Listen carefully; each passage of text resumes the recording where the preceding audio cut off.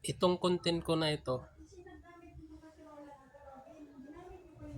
kaya ginawa ko itong content na ito, isa itong katanungan. Sana masagot ng madadaanan ng video kong ito, pare ka man or pastor ka man o nagbanal-banalan ka man. Nung nagsimula ako nagsimba, nung bata pa ako, 1977, ang alam kong relihiyon, Katoliko lang, Aglipay, at Pentecostal. Yun lang ang alam kong relihiyon. Pero marami nang sumunod doon, bla bla bla na mga relihiyon. May born again. Yun, tapos parami ng parami. Ngayon may dumaan sa wall ko nga nagbibisaya. Ang sabi niya, yung Katoliko daw, ang sinisimba, hindi Diyos, hindi Yawa daw. Tapos, yun daw ang nagpasimuno ng yung pare, kulto daw. Yun ang sabi. Siyempre, naintindihan ko yun kasi Bisaya din ako. Nagtatagalog lang ako dahil matagal na ako dito sa Luzon para maintindihan ng lahat. 33 years na ako dito sa Luzon. Kaya sinagot ko siya, sabi ko sa kanya, kayo nga ang mga kulto kasi nga wala kayong pare. Nag-reply naman siya sa akin. Sabi niya, may pare kami pero nasa taas yung Diyos. Nireplyan ko siya rin, mga idol, ang sabi ko sa kanya, paano naging pare yun Diyos? Nga Diyos yun. Nagpapatawa ka yata. Kaya ginawa ko itong video na ito. Kung sino madadanan sa wall ko na ito, may magkukumin or sumasagot sa katanungan ko. Kasi tuwing ang nila nakasulat daw sa Biblia. Kaya ako napapailing napapatawa ako. Yun daw ang sabi ng Diyos, sabi.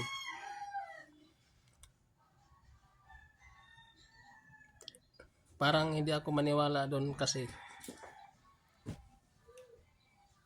para sa akin, isa lang yung Diyos So, isa lang yung laman ng Biblia. Ngayon, napakarami yung iba-iba yung lingwahe ng Biblia. Kasi ang sabi nila, Diyos daw ang gumagawa ng Biblia. Parang hindi ako maniwala doon, Kung Diyos ang naggumawa ng Biblia, sana isang salita lang yung lahat. Hindi marami. So, makatuwid, ang gumawa ng Biblia, hindi Diyos. Tao lang. Kaya binabawasan, dinadagdagan lang yung salita, yung laman ng Biblia. Yan ang totoo yan, mga idol. Kasi kung Diyos ang gumagawa ng Biblia, sa dami ng mga relihiyon ngayon, na pinagbabasihan nila ang Biblia. So marami pala yung Diyos. Pag ganun. Kaya hindi Diyos ang gumagawa ng laman ng Biblia, tao lang, mga idol. Yan ang totoo dyan. Kaya ginawa ko yung video na ito para kung sino madaanan ng video kong ito, masasagot yung katanungan ko. Kasi matanda rin ako Yung umano sa akin, yung mga dumadaan sa wall ko, mga pastor, mga banal-banalan yan, mas matanda pa ako sa kanila. Kaya gumawa akong video na ito para masagot din nila kung ano pala yung kasi tuwing nila, Katoliko daw, mga kulto, ang sinisimba Yawa. Siyempre, mga idol, Katoliko din ako. Siyempre, parang nakakainis din na gano'n ang sinasabi. Para kasing kung yan, yung relihiyon mo parang nang inaapakan. Kaya ang Kaya ko ginawa itong video na ito para din sila mapaisip kung anong isasagot nila sa mga tanong ko na ito. Yan ang totoo dyan. Kasi may dumaan sa wall ko nga pastor. Ang sabi niya, kulto daw yung mga Katoliko. Kaya nireplyan ko siya, sabi ko, kayo nga mga kulto kasi wala kayong pare. Nagpapatawa yata kayo. Nag-reply din siya sa akin, sabi niya, mayroon kaming pare. Iisa lang, nasa taas, yung Diyos. Kaya nireplyan ko siya, paano naging pare yung Diyos? May Diyos na kayo, may pare pa. Kaya kako,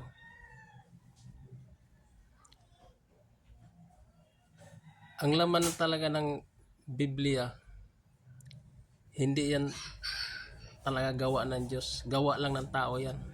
Kasi isa lang yung Diyos eh. Kung Diyos ang gumagawa ng laman ng Biblia, di ang dami palang Diyos. Yan ang tanong dyan. Kaya gawa-gawa lang ng tao yan. Dinagdagan, binabawasan. Yan ang totoo dyan. Tapos may nagsasabi pa, sila daw anak ng Diyos, mga Jesus Christ. Paano naging anak tayo ng Diyos? Yung magulang natin ang nagpapaanak sa atin, doon tayo, yun ang magulang natin. Kaya hindi tayo anak ng Diyos. Diyos lang yun siya, pero hindi tayo anak ng Diyos. Tao lang tayo. Yan ang sabihin ko sa inyo. Kaya sagutin niyo yung katanungan ko kung anong isasagot nyo. Kasi ginagawa nyo yung Katoliko na yung sinisiraan nyo. Nakakainis lang kasi matanda na ako eh. Mga bata pa kayo eh. Kaya ito yung nanira mga idol oh. Tingnan nyo. Kita ninyo nga video. Ayan mga idol. Usan sa kabahin sa atong pagtuo. Nga makalikay ta o makabantay ta niini nga pundok. Di ba ang mga signs sa mga demonic, sa mga satanas, naaman gisunod sa mga paganong pundok tani adto? Sa ilang mga rebulto dunay mga sign. O kini igisimba sa mga pagano ang yawa o demonyo. Karon kinsa man ang pundok na nakasunod nini? Atong ipakita ang video na kini siya wala na ilain ang simbahang Katoliko. Halos tanan nga mga sign nga buhat sa mga pagano kaniadto sa kadamitan sa mga pare ug silahang mga simbahan naa tanan halos sa pundok sa simbahang Katoliko. Kini siya sign ni siya sa mga rebulto. Niya ato ipakita ang video. Devil shadow. Kini nga mga sign na naa sa pundok sa simbahang Katoliko. Pero ato ni susihon kung saan gid ni siya katinud. Devil shadow and sign. Yan na dia sa yawa, devil. Di ba? Iya gigihimo pa pud ni sa mga pagano niya. Catholic Jesus image. Tanaw na to. Naa na gyapon. Dili mo mahibulong mga kapalangga, ha? Kini siya nga pangapagitabo. Tanawa. Ilang Santo Niño mao gihapon ana gihapon ang ilahang mga San Vicente mao gihapon ana gihapon. San Pedro ana lang gihapon. Di ba? Walay kalainan. Miri gihapon naa gihapon. Si Maria. Kana tanan kulto nga simbulay. Mga simbolik sa mga kulto. Ug iya sa yawa nga mga simbolik. Dili na ta maglisod kung kinsa kini nga pundok nga nagawat-awat karon sa ilahang rebulto. Di ba? Ang simbahang Katoliko dili sa pangdaot kun dili naghatag mig pahinumdom kanato nga may balota. Si Prakumet, si Jesus maura. Di ba? Ang kanding, ang lawas na tao, ang ulo kanding. Yan na ni Lucifer. So dili na malalis.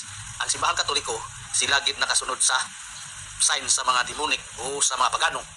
Mao ni giingon ako kining pundok sa simbahang Katoliko pundok nga moderno nga pagano. O yun mga idol. Kaya nag-reply ako doon mga idol. Kaya sabi ko,